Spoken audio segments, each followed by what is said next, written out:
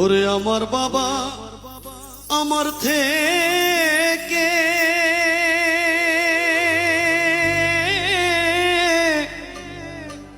মাত্র 2 হাত দূরে থাকে রে, তবু আমি সেই বাবাকে একটিবার না দেখতে পাই।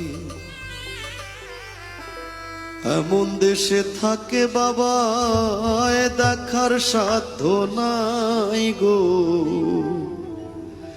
এমন দেশে থাকে বাবা দেখার সুযোগ নাই।